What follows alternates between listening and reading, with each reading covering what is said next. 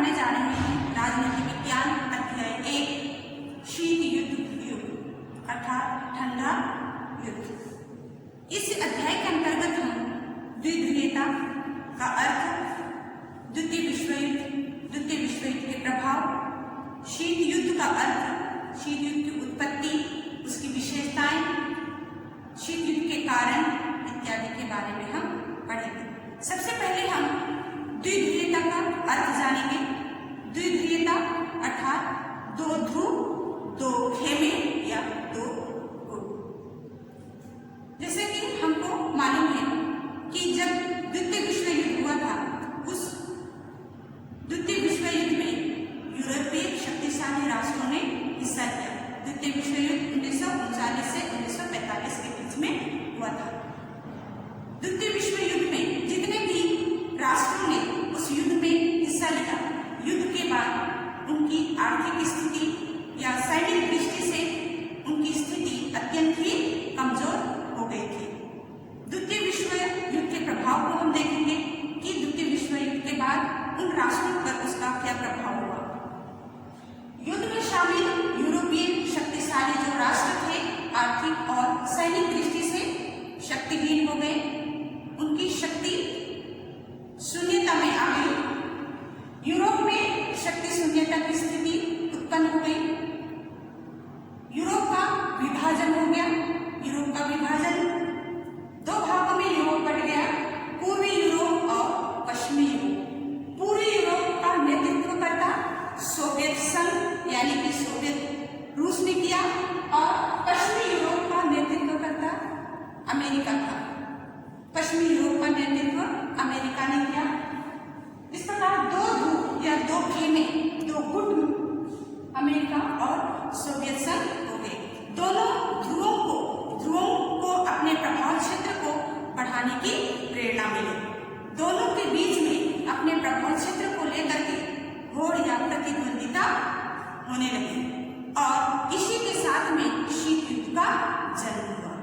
चलिए शीत युद्ध क्या है जानते हैं। शीत युद्ध द्वितीय विश्व युद्ध के खत्म होने के बाद 1945 से 1989 के बीच का दौर था। तब दुनिया दो ध्रुवों में बटी हुई थी, अमेरिका और सोवियत संघ। शीत युद्ध शब्द का इस्तेमाल अमेरिका और सोवियत संघ के उस दौर के तनावपूर्ण वातावरण के लिए लिया जाता है या किया जाता है। जैसे द्विध्रुवीयता, दो ध्रुव में अमेरिका और सोवियत संघ गुटों में बटा हुआ है। अब हम देखते हैं शीत युद्ध का प्रयोग।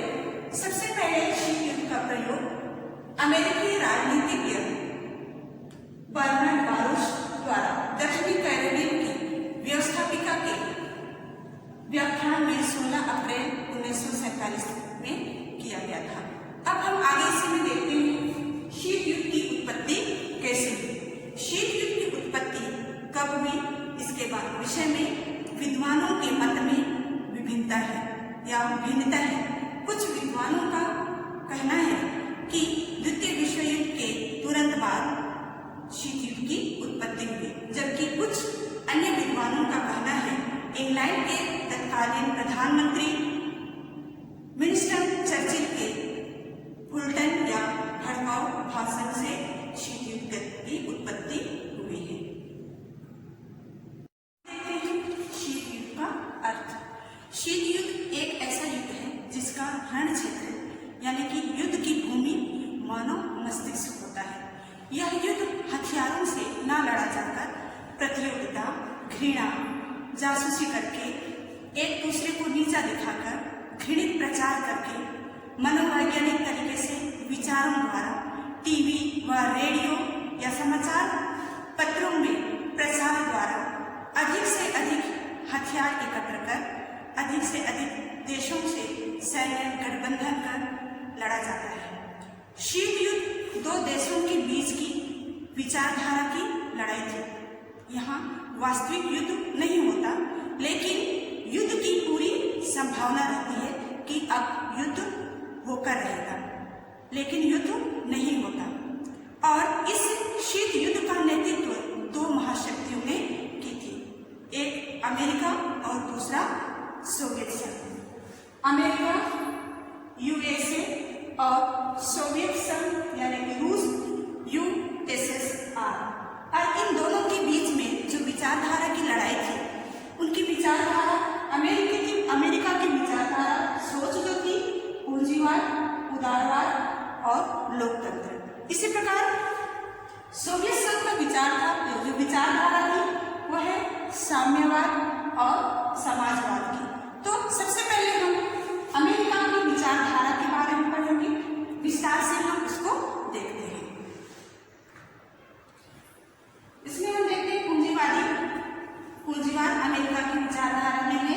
पूंजीवादी विचारधारा अमेरिका पूंजीवाद के अंतर्गत एक देश के अंतर्गत सभी उत्पादन, जो चीजों का उत्पादन होता है या बाजार या व्यापार व आर्थिक क्षेत्र से संबंधित जितने भी फैसले लेने का अधिकार जो होता है वो सामान्य जनता के हाथ में होता है। अमेरिका अपनी विचारधारा के अनुसार जितने भी फैसले लेने का अधिकार है वो जनता में देता है। सरकार का इन पर कोई नियंत्रण नहीं होता। उसको हम दूसरे शब्दों में समझें कि देश में निजी क्षेत्र पूर्ण रूप से स्वतंत्र होते हैं, उनको अपने फैसले लेने की पूरी स्वतंत्रता होती है। उसी प्रकार हम देखते हैं आगे उदारवाद। इस विचार के अंतर्गत देश में उत्पादन, बाजार, व्यापार व आर्थिक क्षेत्र में जो भी फैसले लिए जाते हैं उनके लिए फैसले लेने के लिए अधिक से अधिक स्वतंत्रता प्रदान की जाती है। अमेरिका का विचार है कि व्यवस्था व नियम उदार होना चाहिए या सरल होना चाहिए ताकि सामान्य जो जनता है वो अपने फैसले आसानी से ले सके, अपने कार्यों को आसानी से कर सके और अपने जो व्यापार है, जो बाजार का जो क्षेत्र है, आर्थिक क्षेत्र है, उसमें अपनी उन्नति कर सके। उसी प्रकार अगला है लोकतंत्र। लोकतंत्र अमेरिकी लोकतांत्रिक व्यवस्था में सामान्य जनता द्वारा अपने शासकों या नेताओं को चुनने का स्वयं का अपनी इच्छा के अनुसार स्वयं अपने नेताओं को चुनता है या अपने नेता या प्रतिनिधि को चुनाव करने का उनको अधिकार है। नेता चुनने की उनको स्वतंत्रता है। यह व्यवस्था जो नियम हमारे भारत देश में भी है लोकतांत्रिक शासन प्रणाली, और यह लोकतांत्रिक शासन प्रणाली जो है यह अमेरिका से ही किया गया है और हमारे भारतीय संविधान में इसको शामिल किया गया है। हमारे भारत में भी चुनाव प्रक्रिया जनता के ऊपर में है। जनता अपनी इच्छा अनुसार अपने शासकों या अपने प्रतिनिधि या नेताओं का चुनाव करती है।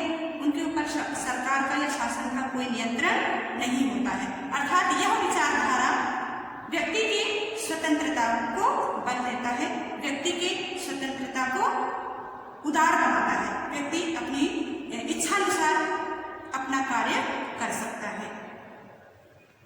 जैसे कि हमने देखा अमेरिका विचारधारा उदारवाद, पूंजीवाद और लोकतंत्र के बारे में। अब हम उसी में आगे सोवियत संघ की विचारधारा को देखते हैं कि सोवियत संघ की सोच या विचार जो थे वो साम्यवाद और समाजवाद थे। साम्यवादी व्यवस्था या विचारधारा समानता पर आधारित होती है, जहां सभी लोगों को समान अधिकार दिए जाते हैं।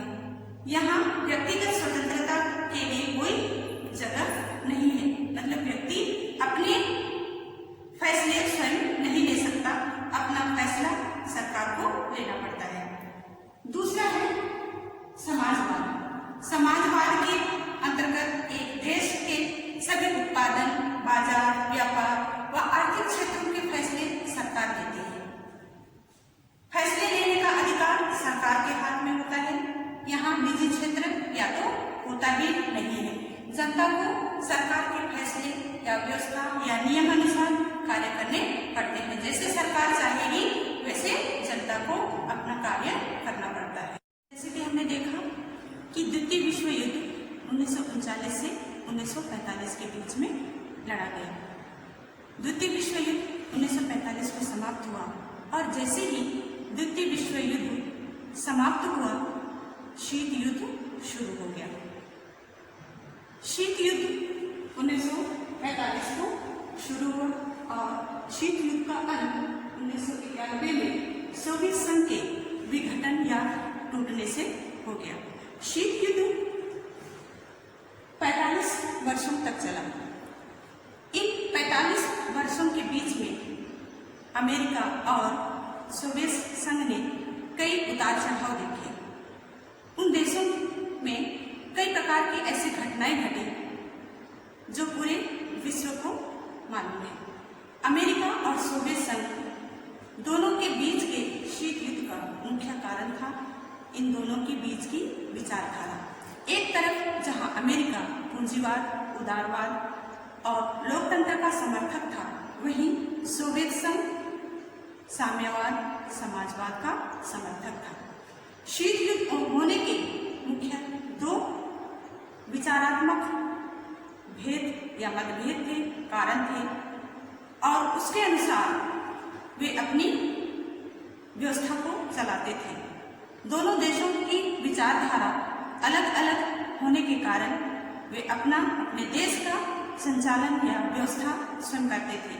इसी भेद और अंतर के कारण दोनों महादेशों के बीच शीत युद्ध हुआ। शीत युद्ध की वजह से विश्व दो ध्रुवों में या दो गुटों में बट गया, एक अमेरिका और दूसरा सोवियत संघ, और इसी को पहली दुनिया और दूसरी दुनिया के नाम से भी जाना जाता है। पहली दुनिया में पश्चिमी यूरोप, जिसके अंतर्गत अमेरिका आता है, और अमेरिका का समर्थन करने वाले देश। दूसरी दुनिया पूरी यूरोप को कहा जाता है और उसका समर्थन करता है सोवियत संघ और उसके समर्थक देश। और एक तीसरी दुनिया भी है जो गुटनिरपेक्षता कहलाता है। इसके बारे में हम आगे देखेंगे। आगे हम देखते हैं दो ध्रुवीय विश्व संगठन। जब पूरा विश्व दो गुटों में या दो ध्रुवों में बट गया तो दोनों महाशक्ति देशों की वैचारिक लड़ाई में दोनों ही महाशक्तियों द्वारा अपनी अपनी विचारधारा को प्रभावी रूप से आगे बढ़ाने के लिए तथा दूसरे देशों को यह दिखाने के लिए कि उनकी विचारधारा ही सबसे ज्यादा अच्छी है, और दोनों देशों ने कुछ गठबंधन बनाए और उस गठबंधन के आधार पर दूसरे जो ध्रुव है, जैसे अमेरिका ने सोवियत संघ की विचारधारा को विश्व में फैलने से या विस्तार को रोकने के लिए गठबंधन किए, उसी प्रकार सोवियत संघ ने भी अमेरिकी विचारधारा के प्रचार प्रसार को रोकने के लिए गठबंधन बनाए। तो उसी गठबंधन को हम देखते हैं कि अमेरिका ने अपने लिए सोवियत संघ की विचारधारा को रोकने के लिए कौन कौन से गठबंधन बनाए।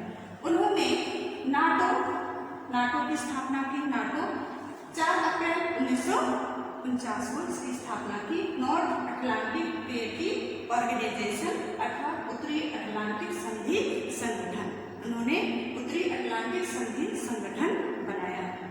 और इस नाटो संगठन का उद्देश्य था एक दूसरे की मदद करने, अर्थात इसमें जितने भी सदस्य थे उन्होंने अमेरिका का समर्थन किया और नाटो की सदस्यता ली, और सदस्यता ग्रहण करने के बाद उन सभी का जो भी सदस्य राष्ट्र थे, देश थे, उनका उद्देश्य था कि एक दूसरे की मदद करेंगे, सभी सदस्य मिलजुल कर रहेंगे, और अगर किसी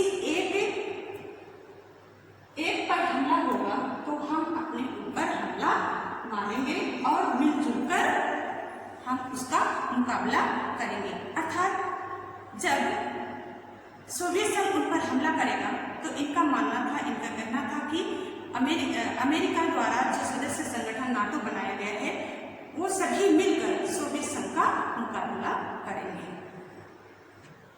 दूसरा संगठन है South East Asian treaty organization, जिसकी स्थापना 1954 में की गई थी। दक्षिण पूर्व एशिया संधि संगठन, और इसका उद्देश्य था, ये अमेरिका का संगठन है और इसका उद्देश्य था साम्यवादी विचारधारा सोवियत संघ की है। तो इस साम्यवादी विचारधारा के विस्तारवादी नीति, उनके फैलने की नीति, सोवियत संघ की नीति को और उनके प्रभाव से रक्षा करना। दक्षिण पूर्व एशियाई जो देश थे वे अमेरिका का समर्थन करते थे, इसलिए अमेरिका ने यह सोचा कि इस संगठन की स्थापना की जाए और सोवियत संघ द्वारा जो विस्तारवादी नीति अपनाई गई है उन पर रोक लगाई जाए। तीसरा है सेंट्रल ट्रेडी ऑर्गेनाइजेशन। इसकी स्थापना 1955 में की गई थी और इसका उद्देश्य था सोवियत संघ को मध्य पूर्व क्षेत्रों से दूर रखना और साम्यवाद के प्रभाव को रोकना।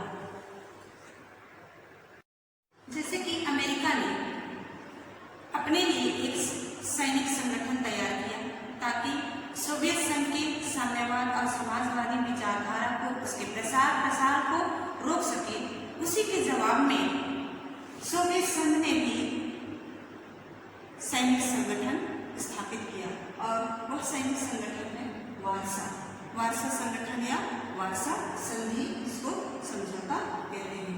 और इस सोवियत संघ का वार्सा संधि का जो उद्देश्य था, अमेरिका द्वारा स्थापित नाटो संगठन में शामिल सभी देशों का मुकाबला करना, कि नाटो द्वारा जो भी कार्य किया जाता है उसका मुकाबला वार्सा संधि के माध्यम से सोवियत संघ द्वारा किया जाए।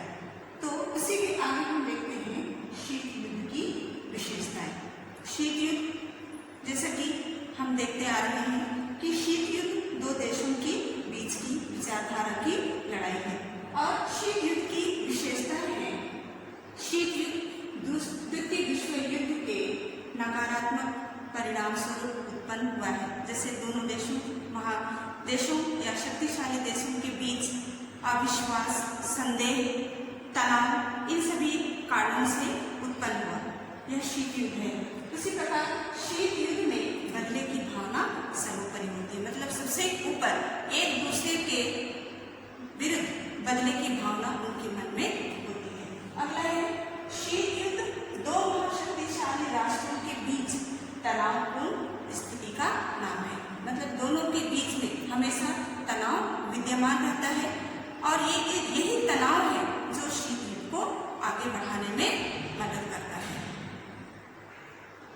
अगला है शीत युद्ध में प्रचार प्रसार की कोई सीमा नहीं होती, मतलब इसमें दोनों महाशक्तियां एक दूसरे के विरुद्ध झूठा प्रचार करते हैं और झूठा प्रचार करने के लिए कई प्रकार के साधनों का उपयोग करते हैं। टीवी, रेडियो, समाचार पत्र, ये सभी साधनों का ही उपयोग करते हैं और एक दूसरे को नीचा बताने के लिए झूठा प्रचार भी करते हैं। आगे है शीत युद्ध में, शीत युद्ध वास्तव में युद्ध न होकर वाक युद्ध माना जाता है, अर्थात इसमें हथियारों से लड़ाई नहीं होती बल्कि बातों से निकलने वाले, मुंह से निकलने वाले हर एक शब्द से दूसरे पक्ष को चोट या हानि पहुंचाई जाती है। आगे शीत युद्ध पूंजीवादी और साम्यवादी विचारधारा की लड़ाई मानी जाती है, अर्थात शीत युद्ध दो महाशक्तियों के बीच की विचारधारा की लड़ाई है। अमेरिका पूंजीवादी विचारधारा और सोवियत संघ साम्यवादी विचारधारा, दोनों के विचार जो है अलग अलग हैं और इन दोनों के विचार एक जैसे नहीं होने से या दोनों के विचार में मेल नहीं होने से ये शीत युद्ध उत्पन्न हुआ और शीत युद्ध विचारधारा की लड़ाई मानी जाती है। शीत युद्ध में जासूसी, गुप्त संधि, सैन्य गठबंधन और शक्ति का प्रसार करना सर्वोपरि है। दोनों महाशक्ति अपने अपने तरीके से जासूसी करते हैं और गुप्त संधि चुपचाप किसी दूसरे सैनिक गठबंधन करते हैं, दूसरे देशों के साथ समझौते करते हैं, उनको अपने समर्थन में लेते हैं और अपनी शक्ति या ताकत को बढ़ाने का काम करते हैं। और सैन्य गठबंधन, विशेषकर सैन्य गठबंधन उन छोटे देशों से सैन्य गठबंधन करते हैं जो अविकसित हैं, विकासशील देश हैं, ताकि उनको आर्थिक मदद द्वारा उनके सैनिकों से संधि करके उनसे आर्थिक सहायता ली जा सके। और शक्ति का प्रसार करना, अपनी ताकत को दूसरे विपक्ष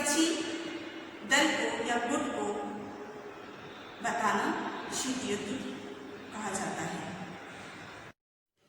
आगे देखते हैं शीत युद्ध के सामान्य कारण। शीत युद्ध के सामान्य कारणों में पहला कारण है संघर्षों की अनिवार्यता तथा संघर्ष का होना अनिवार्य था। द्वितीय विश्व युद्ध के समय दोनों महाशक्ति देशों के बीच की वैचारिक मतभेद ने संघर्ष को जन्म दिया। द्वितीय विश्व युद्ध के दौरान उपजे अविश्वास, संदेह, वर्चस्व ने संघर्ष को और अधिक अनिवार्य बना दिया। दूसरा है विचारधाराओं का टकराव। दो देशों के बीच की विचारधारा आपस में मिलना खाना। द्वितीय विश्व युद्ध के बाद दोनों देशों की विचारधारा में टकराव शुरू हो गया, जहां एक ओर अमेरिकी पश्चिमी राष्ट्रों ने सोवियत साम्यवाद को स्वतंत्रता और विश्व शांति के लिए खतरा बताया, शत्रु बताया और रूसी साम्यवाद के विस्तार को रोकने का प्रयास किया। वहीं सोवियत संघ ने अमेरिका या पश्चिमी पूंजीवादी राष्ट्रों को साम्राज्यवाद, उपनिवेशवाद बताते हुए सोवियत संघ ने साम्यवाद को विकासशील राष्ट्रों के गरीब जनता का भलाई करने वाला बताया। दोनों देशों के बीच इस प्रकार विचारधाराओं को लेकर के टकराव होने लगे।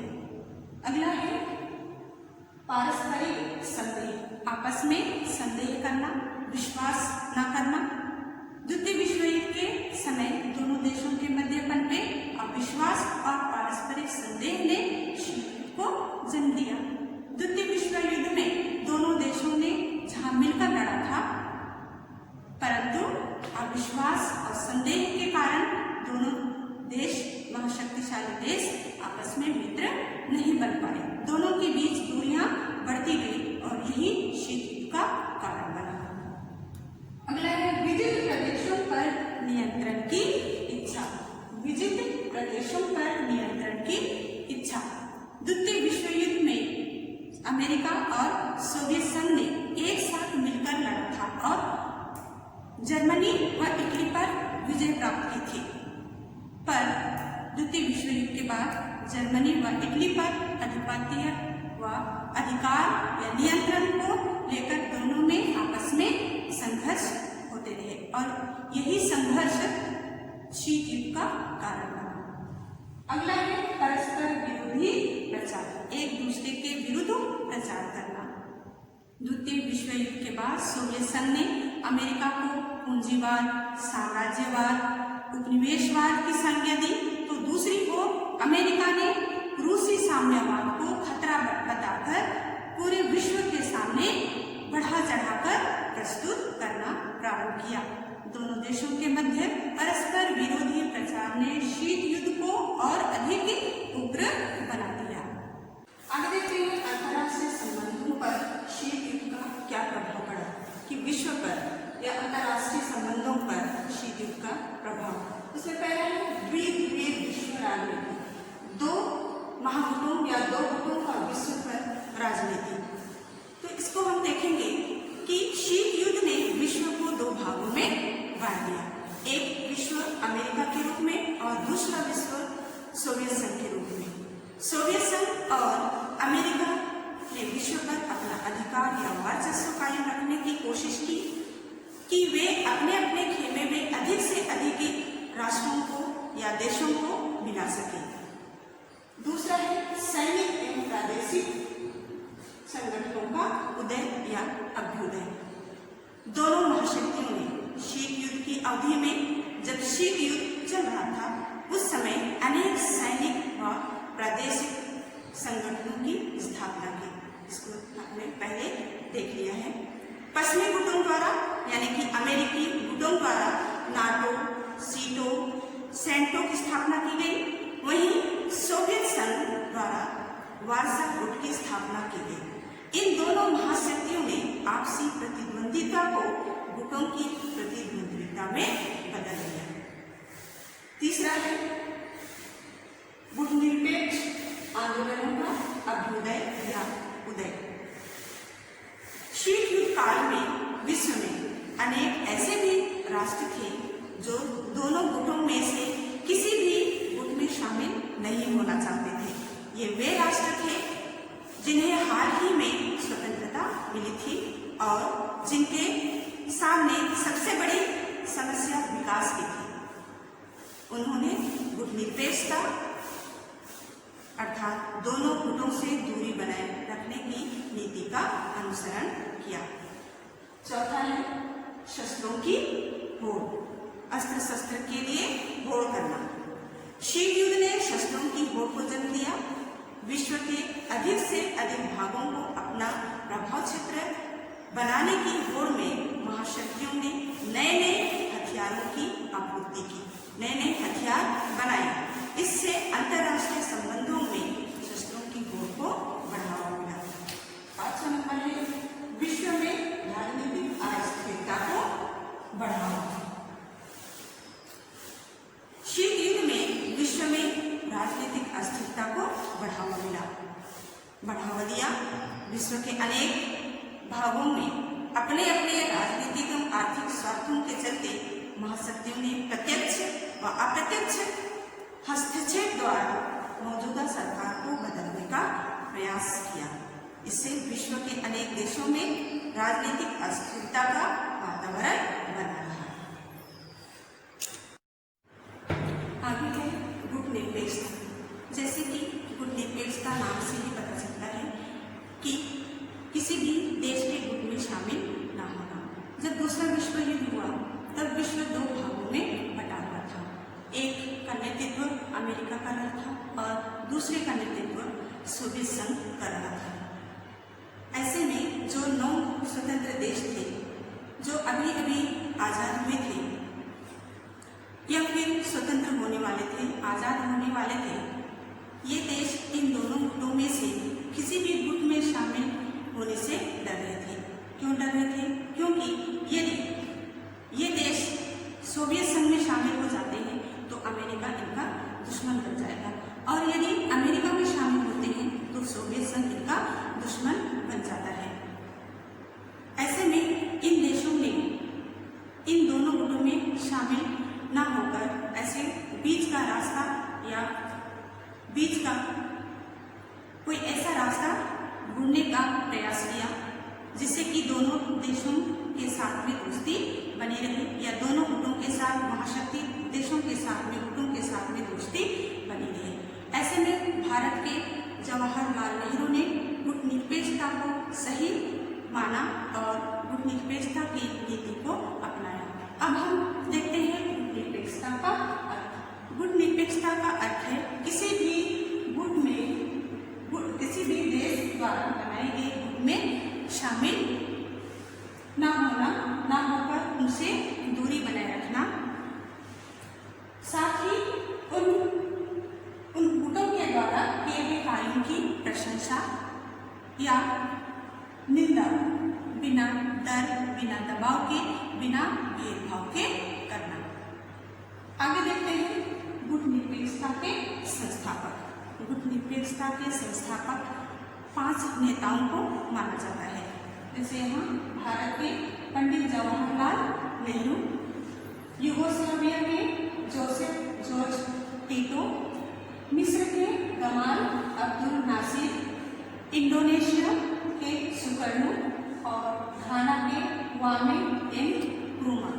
इन 5 जो नेता हैं, इन 5 को गुट निरपेक्षता के संस्थापक के रूप में माना जाता है। ये गुट निरपेक्षता के संस्थापक हैं।